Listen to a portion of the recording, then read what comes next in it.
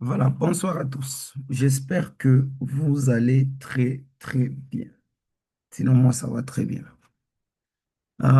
Aujourd'hui, par la suite, après avoir expliqué la mise à l'échelle, j'aimerais avec une compromission qu'on puisse faire un enregistrement aujourd'hui sur la mise à l'échelle, comment ça s'est fait d'abord sur StepSet, parce que StepSet a ses méthodes, également Tia Portal en a aussi ses méthodes. Donc aujourd'hui, je me propose de faire l'enregistrement sur la mise à l'échelle d'un capteur de température sur Step 7 ou Simatic Step 7 et Simatic Manager Step 7. Et demain, je ferai une autre vidéo de la mise à l'échelle sur TIA Portal avec le même données. Et généralement, ça sera la même chose qui se fera aujourd'hui. Également, lorsque vous voulez faire la mise à l'échelle de la pression, du niveau, de la vitesse et d'autres grandeurs physiques. Donc, ça sera la même chose. Donc, de ce fait, je vais ouvrir mon Semantic Process Automation qui est normalement PCS7 qui vient avec StepSet. Et lorsque je l'ouvre, voilà, nous avons notre page d'accueil qui est là. Euh, Elle vient comme ça. Et lorsque nous avons ceci, nous avons normalement le choix de passer soit sur StepSet ou sur PCS7. Lorsque nous sommes en PCS7, rappelez-vous, ce n'est pas la première fois de dire ça, nous n'avons pas de S7300. Donc, le premier DCS, parce que PCS7 permet de programmer les DCS. Et le premier DCS des CMS ont commencé avec le SZ400.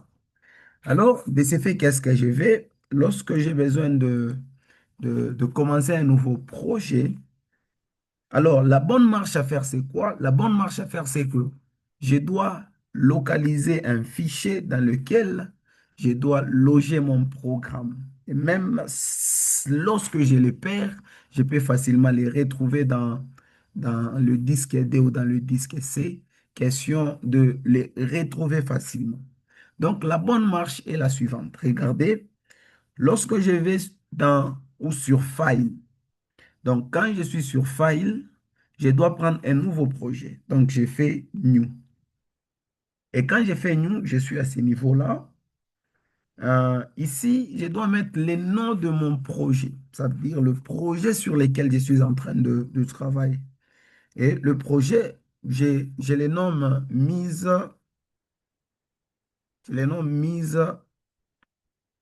à l'échelle. Je nomme carrément mise à échelle température. Et je les nomme comme ça. Alors, euh, chez CMS, un projet peut être un projet simple, un projet peut être une librairie ou un multi-projet. Et pour le moment, on les laisse tel qu'il est, un projet. Je les prends comme ça.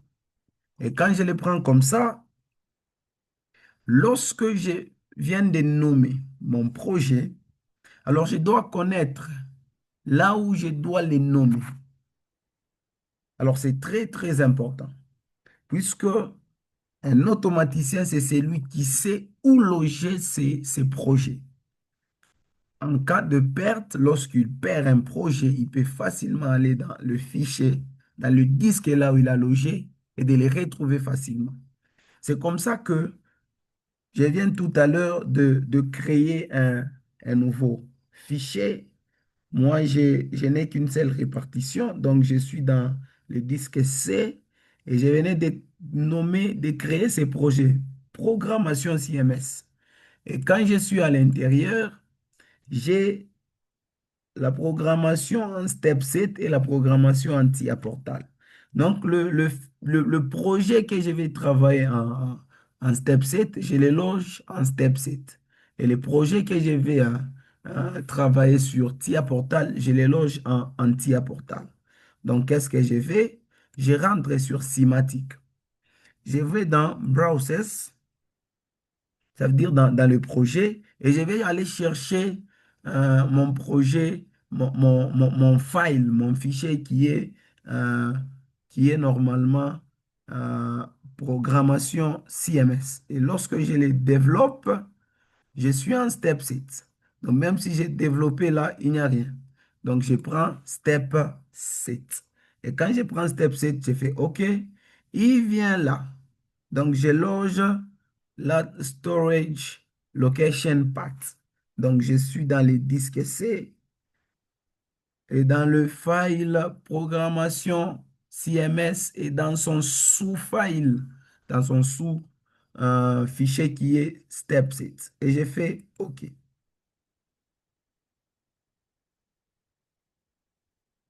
Et pendant que j'ai fait OK, qu'est-ce qui se passe? J'ai une nouvelle page. Et cette nouvelle page, quand elle vient comme ça, elle vient avec le nom du projet que je venais de créer. Donc, jusque-là, il n'y a rien. Jusque-là, il n'y a que du MPI. Et pour MPI qui signifie multi, multi-point. Donc, j'ai ceci. J'ai du MPI. Alors, je vais essayer de, je vais essayer de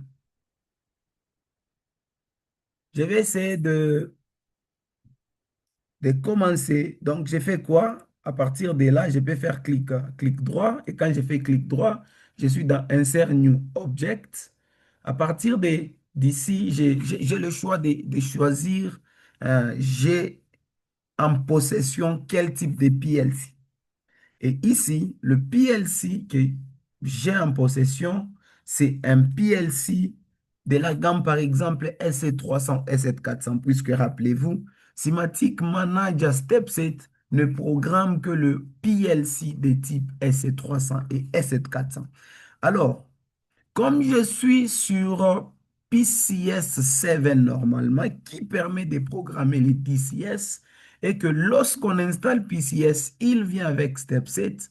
Donc, qu'est-ce que j'ai fait? J'ai le choix de passer soit en PCS, soit en Step 7. Donc, de ce fait, je vais aller là, sur Object Properties.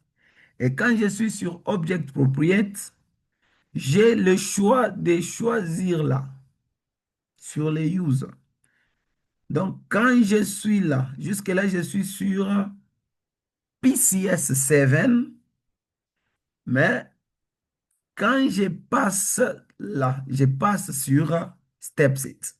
Donc là, je vais travailler avec la console de programmation ou le logiciel qui est Step 6. Et là, j'ai fait OK. Et là, je suis directement en Step 7. Donc, je disais pour commencer un nouveau projet, j'ai fait clic droit sur le nom de mon projet. Et je vais aller dans Insert New Object. Et là, je vais choisir les types de PLC physiques que j'ai. Donc, je prends le SC300. Et quand je prends le SC300, qu'est-ce qu'il fait? Il vient comme ça. Regardez sur ma page. Au départ, je n'avais que MPI et Global Labeling Field. Mais cette fois-ci, il y a Simatic 300 qui est d'abord un parce que jusque-là, je n'ai appelé qu'un seul PLC 300. Alors, qu'est-ce qui se passe? Regardez, il y a sur le nom de mon projet le plus qui vient s'ajouter. Donc, je peux les développer. Et quand je les développe, j'ai cette fois-ci les Simatic 300. Et les Simatic 300, lorsque je continue à les développer, ils s'arrêtent là. Et comment faire? Je vais alors cette fois-ci essayer de double-cliquer sur mon Simatic 300. Ce sont les étapes qui nous permettent à programmer un step 7. Et lorsque je double-clique sur les types de PLC, sur l'autre page, je me retrouve avec hardware. Et les hardware, c'est quoi? C'est la configuration matérielle. Et c'est quoi la configuration matérielle? La configuration matérielle, elle nous permet de représenter le PLC en toute en toute sa totalité virtuellement à partir d'un PLC physique qu'on a. Donc, je vais double-cliquer sur hardware. Et lorsque j'ai fait un double-clic sur hardware, j'ai cette page. Et cette autre page, c'est quoi? C'est la page qui me permettra de faire ma configuration matérielle. Donc, qui me permettra de faire le hardware configuration. Donc, qui va me permettre de faire la représentation virtuelle sur les logiciels du PLC physique que j'ai. Alors, c'est comme ça que, au départ, je n'avais que les step set lui-même comme le logiciel, mais en allant dans l'hardware configuration, je suis passé à cette autre fenêtre. Donc, et là, qu'est-ce que je vais faire? Je vais essayer carrément d'agrandir la page. Et ici, regardez, ici d'un côté, j'ai cette arborescence qui me permettra de pouvoir construire mon PLC virtuel. Et cette interface-là me permettra normalement de, de construire mon PLC. Alors, c'est comme ça que j'ai choisi le PLC S7300. J'ai l'obligation, et je n'ai pas de choix, j'ai l'obligation d'aller choisir sur l'arborescence de la construction du PLC virtuel, rien que le S7300. Sinon, si on prend un autre PLC, on risquerait d'avoir une incompatibilité. Alors, à ce niveau, normalement, dans la configuration normale du PLC, nous avons d'abord le rack. Le rack qui est le dispositif mécanique qui nous permet de fixer les slots ou les modules du PLC. Donc, c'est comme ça que nous allons commencer en step 7, contrairement à TIA Portal, on commence par la CPI, mais en step 7, on commence par le rack. Et je vais développer les racks. Et quand je les développe, je n'ai qu'un seul rack du type rail. Également, c'est sur les S7400 où on trouve trois types de racks. Où on trouve les Universal Rack, Extended Rack, ça veut dire rack d'extension, rack universel. Et on trouve euh, ces types de racks-là. Donc, nous avons ça. Alors, je vais prendre le rack. Je peux faire un clic sur le bouton droit et appuyer sur le bouton droit continuellement dresser, euh, jusqu'à dresser les racks sur cette page. Quand je fais ça, il vient comme ça. Et quand il vient comme ça, il vient avec 11 slots ou bien 11 fentes. Il vient comme ça. Et quand il vient comme ça, j'ai ces racks-là. Et en bas, j'aurai une description de tout ce que je vais essayer de prendre. Alors, après ça, qu'est-ce que j'ai fait? J'ai l'obligation de prendre ce qu'on appelle le power supply. Alors, avant de prendre le power supply, ici, je vais essayer de prendre je vais essayer de prendre la CPI. Et en parlant de la CPI, j'ai voulu faire aujourd'hui j'ai voulu faire aujourd'hui cette leçon avec une petite précision sur, sur, sur les différentes notices des CPI. Alors, lorsque nous avons une CPI, un automate, beaucoup plus lorsque nous voulons nous lancer, nous sommes des fois appelés à lire la notice de, de l'automate en question. Ça nous permet de comprendre beaucoup plus l'automate et tout ce qui va avec. C'est comme ça que lorsque je prends la CPI 314 IM, d'abord c'est un PLC du type compact. Ça veut dire que nous avons les entrées-sorties intégrées et ce que j'ai là, j'ai les numéros série de la CPI. Et ces numéros série, ça me permet de distinguer plusieurs sortes de CPI par rapport au PLC 314 IFM. Et nous avons des versions qu'on appelle des firmware qui vont accompagner chaque CPI. Alors ici, quand je les prends comme ça et que je l'amène là, il vient.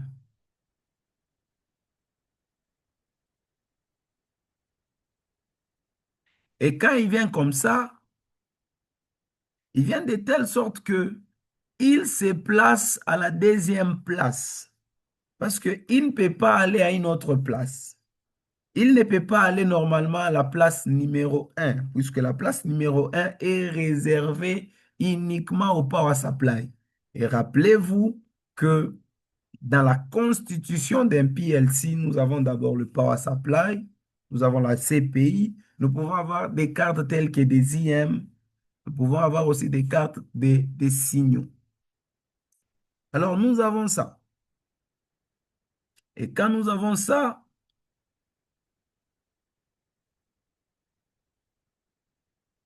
également, je vais essayer de, je vais essayer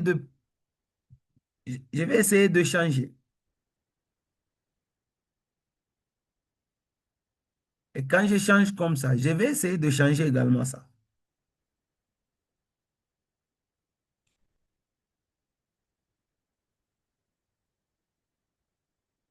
Voilà, donc nous avons la même chose. Nous n'avons que différentes, différentes versions ou différentes firmware. Alors, quand j'ai ceci, je vous ai dit que la CPI va nous imposer des adresses analogiques. Alors, je vais essayer de prendre le power supply. Et quand je prends le power supply, il est là, PS. Je peux prendre même celui-là. Et quand je le prends, il est destiné à être sur la première place. Et il vient comme ça. Et quand je vais essayer de prendre une carte de signal, je suis là sur SM qui signifie Signal Module. Alors quand je le développe, normalement, la mise à l'échelle s'est fait sur une carte analogique input. Tout ceci, j'avais déjà expliqué ça à plusieurs reprises dans le précédent cours. Alors, regardez. Ici, je me propose de choisir, par exemple, je me propose de choisir une carte qui a 16 bits pour l'exécution des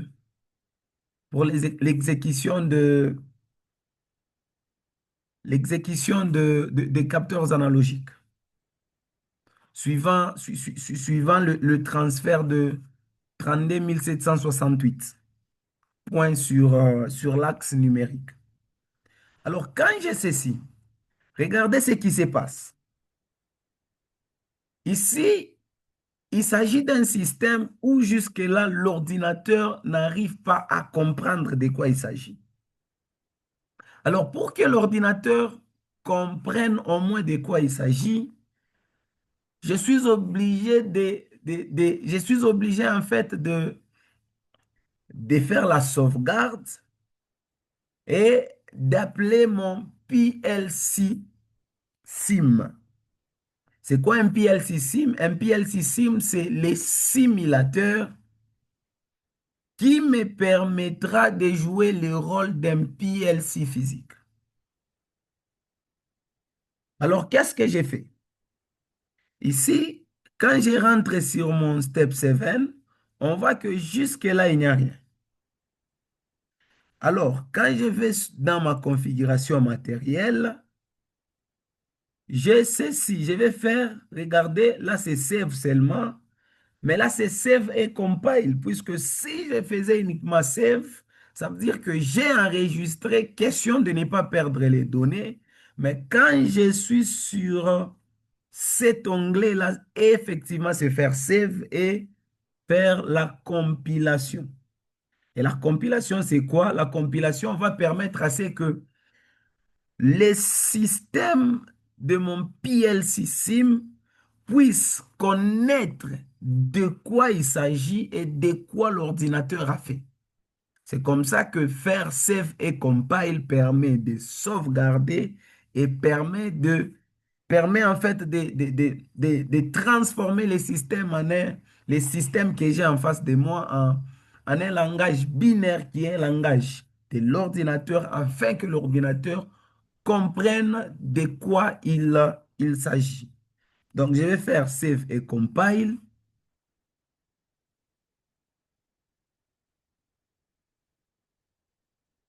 C'est en train de sauvegarder et de compiler. Et comme c'est fait, regardez, et cette fois-ci, quand je vais dans Cymatic, Step 7, regardez quelque chose qui va se passer, c'est que quand je suis là, j'ai fait Save et Compile et directement, il y a les langages qui viennent de venir. Et c'est quel langage? Je sais que j'ai fait Save et Compile, je suis dans Step 7 programme. Et il y a même le bloc qui vient. Et quand je vais sur les blocs, lorsque je vais sur System Data, les systèmes data, c'est un système dans lequel, lorsque j'ai fait save et compile, tout ce que l'ordinateur a compris, eh bien, ça vient s'enregistrer dans le système data. Et non seulement ça, je suis également dans OB1. Et c'est quoi OB1?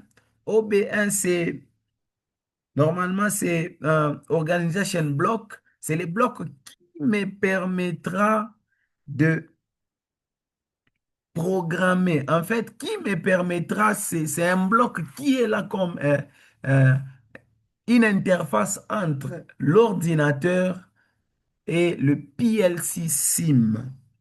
Parce que le PLC SIM, pour qu'il puisse exécuter les instructions, ou bien même quand un PLC normal veut exécuter des instructions, il faudrait que les systèmes soient logés dans l'OB1. Et il vient comme ça. Et lorsqu'il vient comme ça, donc là, j'ai encore jusque-là ma configuration matérielle. Et lorsque je suis dans Step 7, quand j'ai cet onglet, il s'agit de la simulation, qui est même le PLC sim. Et quand je le prends,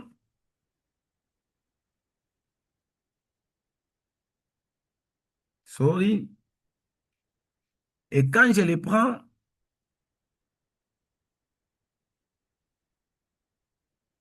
et quand je le prends, il est là. Il vient comme ça. Et quand il vient comme ça, donc, on me précise que l'alimentation est disponible. Donc, j'ai du 24 volts. C'est disponible. Alors, je suis en mode stop. Alors, qu'est-ce que je dois alors faire? Ici, j'ai ma configuration matérielle qui n'est pas jusque-là reconnue par le PLC SIM physique, qui n'est pas en fait chargé dans mon PLC SIM, qui n'est pas chargé dans ma CPI. Donc, jusque-là, ma configuration matérielle n'est pas reconnue dans mon PLC SIM ou dans mon PLC. Alors, qu'est-ce que j'ai fait? J'ai,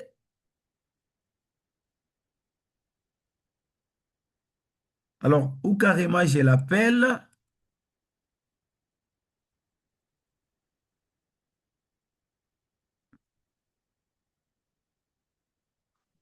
Alors, pour éviter qu'il nous échappe à tout moment sur l'écran, je vais là. Donc, même si j'appuie là, rien ne va se passer. Alors, c'est comme ça que lorsque j'ai cette interface-là qui est euh, ma configuration matérielle, je dois donc faire Save et Compile, chose que j'ai déjà fait. Alors, je dois appeler ma configuration matérielle dans mon PLC SIM. Et maintenant, qu'est-ce qui se passe ici? Ici, il s'agit donc de connaître quel est le port de communication de mon automate avant de passer au PLC SIM, au PLC simulation. Alors, qu'est-ce que j'ai fait? Or, le port de communication ne va se trouver que sur la CPI parce que c'est la CPI qui est censée communiquer avec la console de programmation qui est l'ordinateur. Alors, qu'est-ce que j'ai fait? Je vais sur la CPI, CPI 314 IM, et quand j'appuie là, regardez, j'ai du MPI, qui est mon port de communication. J'ai du MPI. Et comme j'ai du MPI, regardez, ici on me dit Wake Memory, donc la mémoire d'exécution, 32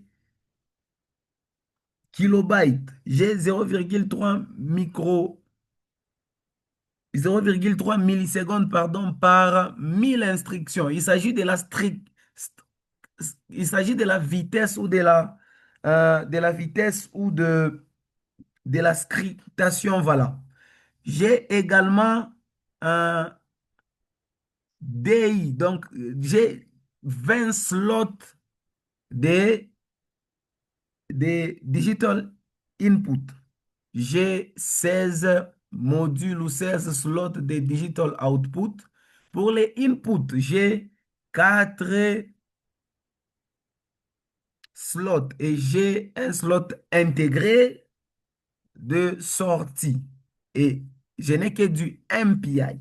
Je n'ai que du MPI. Donc, je n'ai pas de TCP IP. Donc, ça, c'est la manière qui va me permettre de vérifier le bon port de communication entre l'ordinateur, entre les systèmes et le PLC. Donc, ça, c'est la première méthode. La deuxième méthode, qu'est-ce que je peux faire? Pour la deuxième méthode, je peux aller dans mon simulateur, dans mon step 7, pardon. Je vais sur les options. Et quand je suis dans les options, je descends jusqu'à la fin. J'ai 7 PGPC Interface. Et PGPC qui est la console de programmation même. Et quand j'ai ceci, quand je prends le PGPC en train de charger,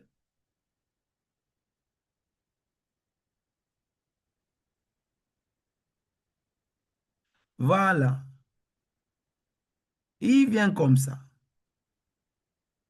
Un problème. Donc j'ai ceci, j'ai mon PG, il était en train de charger, voilà. Il vient comme ça. Et ici, ça me permet de choisir le bon port de communication. Donc, j'ai PLC ISO 1 quand je suis en local, quand j'ai du MPI, mais ça vient par défaut en TCP/IP. Alors, il me faudra vérifier est-ce que réellement mon PLC a du TCP/IP. Sinon, lors de la simulation, lors du chargement du programme dans le PLC SIM, ça ne va pas passer. Alors, qu'est-ce que j'ai fait? J'ai donc le choix, soit de choisir par ici, soit d'aller choisir par là. Donc, en choisissant le bon port de communication qu'il y a déjà sur mon PLC à travers sa CPI. Donc, ici, qu'est-ce que j'ai fait? Ici, je dois prendre du MPI. Donc, si je ne les prends pas à partir de là, je peux les prendre à partir de là. Donc, j'ai du MPI puisque c'est ça le bon port de communication. Alors, j'ai ma configuration matérielle.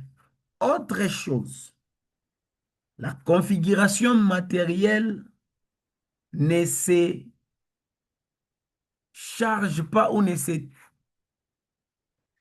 téléverse pas ou ne se charge pas dans un simulateur ou dans une CPI lorsque la CPI est en mode d'exécution, lorsque la CPI est en mode run. Puisque la CPI jusque-là reconnaît un certain système. Alors, lui donner un autre système, prendre un autre système, faire les downloads à partir de là, dans les simulateurs ou dans la CPI, c'est changer le système de fonctionnement de notre CPI. Et donc, qu'est-ce qui se passe?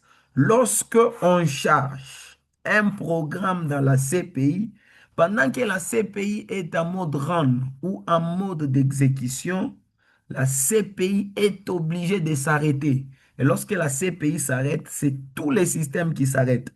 Et si l'automate avait déjà des anciennes connexions de capteurs, et si l'automate fonctionnait et que vous avez changé la configuration matérielle, le mieux à faire, c'est d'arrêter les systèmes ou profiter pendant qu'il y a des temps d'entretien ou de shutdown ou pendant qu'il y a coupure, vous pouvez faire les downloads.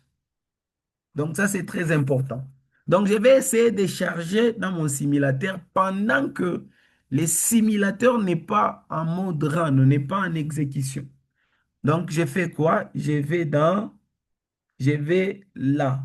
Quand je suis là sur down, c'est download to module. Ça veut dire c'est prendre le programme et le verser ou le mettre dans mon PLC sim, dans ma CPI. Mais quand je prends les uploads, ça veut dire c'est appeler un programme qui existe dans le PLC et l'amener sur l'ordinateur. Donc, je vais faire, j'ai déjà fait CV compile, je prends download. Et quand je prends download, j'ai ceci. On me demande, est-ce que réellement vous avez une CPI 314 IM? Quel est son rack? Quel est le numéro du slot de votre CPI?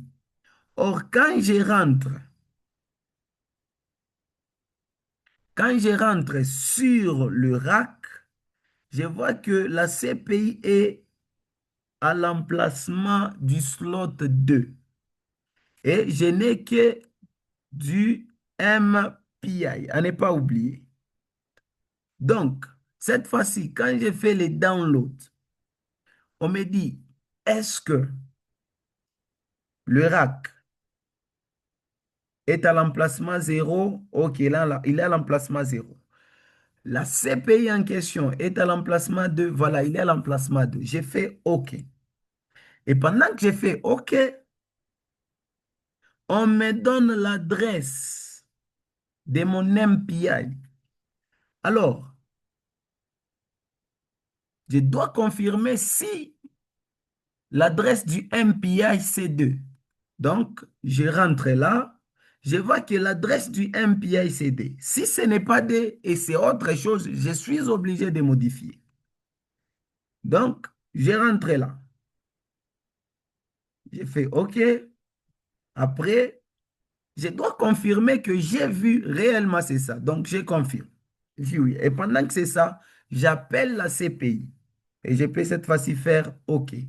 Pendant que j'ai fait OK, j'appelle alors le programme de la configuration matérielle jusque-là dans mon PLC SIM.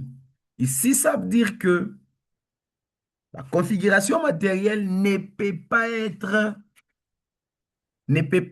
être téléversée dans le PLC pendant que le PLC est en exécution. Donc, il faut toujours arrêter. Et s'il y avait un problème d'erreur, on allait me spécifier qu'il y avait un problème d'erreur pour changer le port de communication du PLC SIM. Cette fois-ci, je peux maintenant passer en mode run. Donc, je peux passer en mode run. On cherche s'il y a l'erreur du système. Il n'y en a pas. S'il y avait l'erreur du système, la LED rouge allait toujours continuer à clignoter. Donc, je suis là.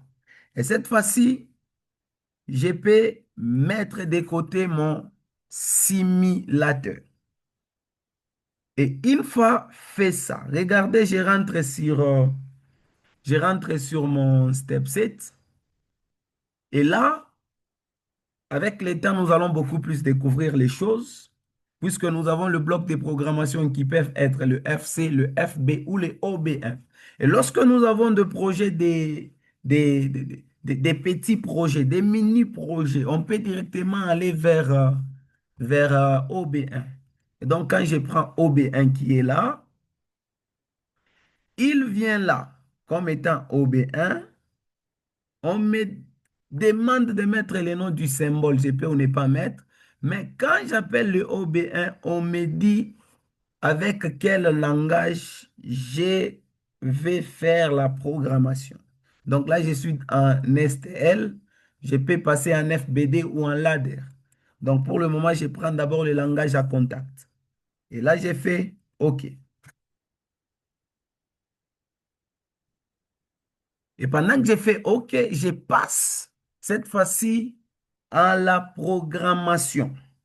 Donc ici, rien ne servait de prendre une carte AI. Pourquoi? Parce que la CPI a déjà, la CPI a déjà des entrées-sorties intégrées. Donc ici, de, ici, c'est facile de rentrer à la configuration matérielle.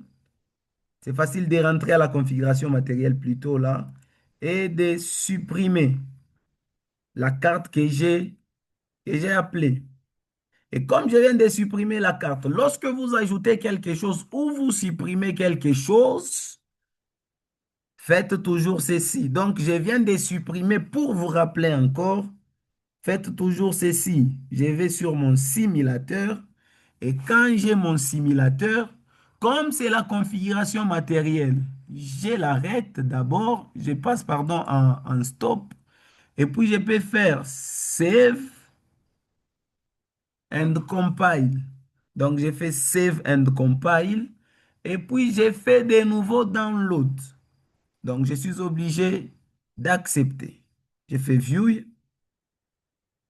et puis j'ai fait OK.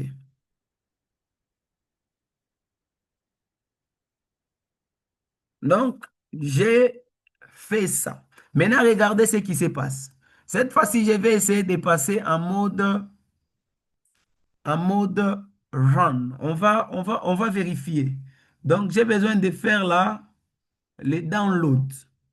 Donc, j'ai fait OK. Regardez ici ce qui va se passer, ce que je vous disais. Donc, j'ai fait View et après, j'ai fait OK. Regardez ce qui va se passer. J'ai fait OK. Regardez la CPI ou le PLC SIM s'arrête. On ne peut jamais faire download dans une CPI, quelle que soit physique ou virtuelle, telle que les PLC SIM, lorsque le PLC SIM ou la CPI est en run.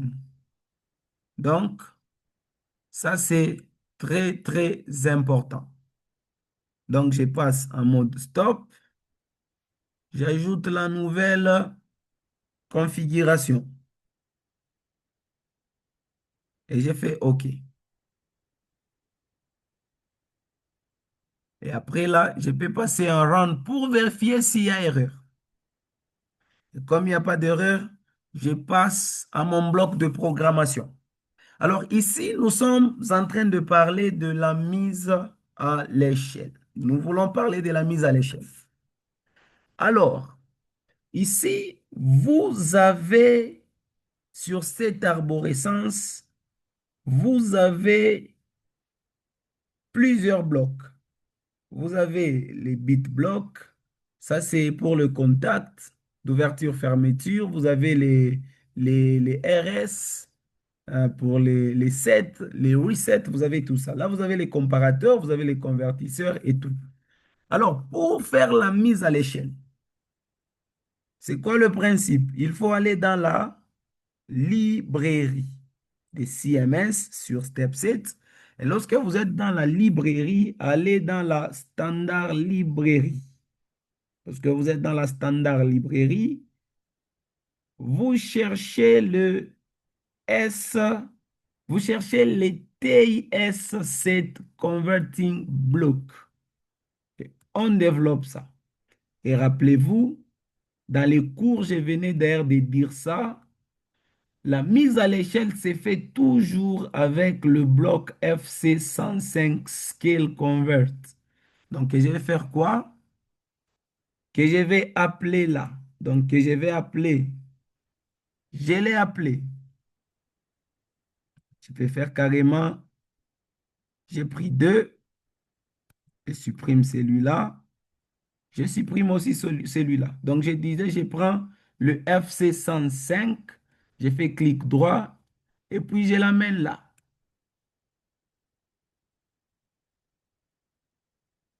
Yes. Alors, regardez ce qui se passe. Lorsque je ne connais pas quelque chose, par exemple ici, c'est quoi le principe? Le principe, c'est que, oh là là, voilà, le principe, c'est qu'il faut aller prendre le point d'interrogation, vous les cliquez comme ça, vous l'amenez sur quelque chose où vous n'avez pas compris. Donc, je suis là, et puis quand je clique sur le F505, on m'explique c'est quoi le F505, on me donne même les instructions.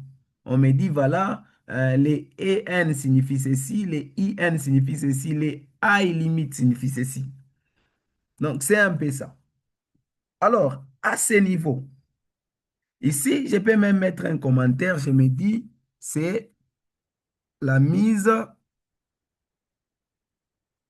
c'est la mise échelle, je prends le même nom que celui de mon programme. Mise échelle température.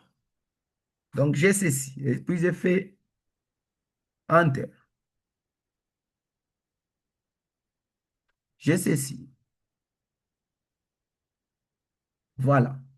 Maintenant, quand j'ai ces blocs-là, en ayant ces blocs, ici, j'ai normalement une instruction qui me permet de, de mettre en exécution mon bloc scale, qui me permet de mettre en exécution mon bloc FC5 de programmation. Donc, il est là. Alors, à ce niveau, j'ai les in. Les in, c'est quoi? Les in, c'est l'entrée. Les in, il s'agit de l'adresse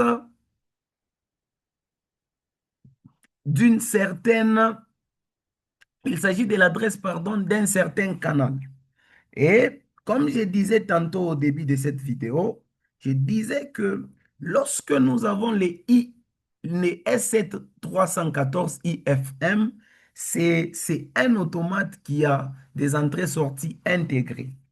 Et les entrées commencent par PEW 128, PEW 30, PEW 32, PEW 34. Donc, ça commence avec PEW 138, 128, pardon, et puis PEW 30, PEW 32 jusqu'à 34.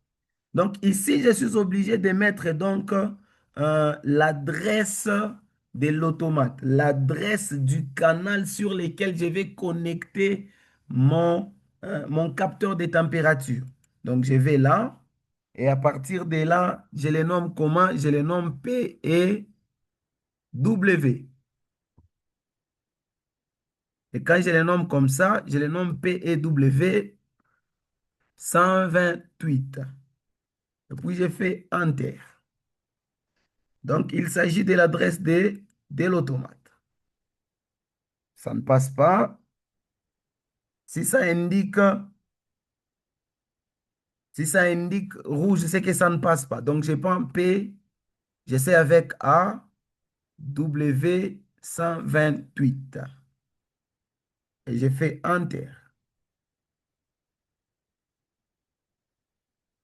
Donc, ça ne passe pas non plus. Donc, je prends PE W 30. J'essaie avec ça.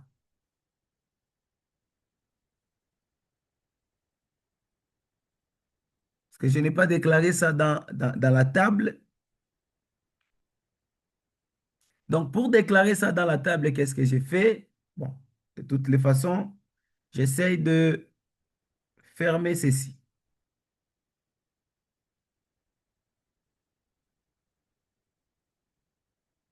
J'essaie de fermer ceci.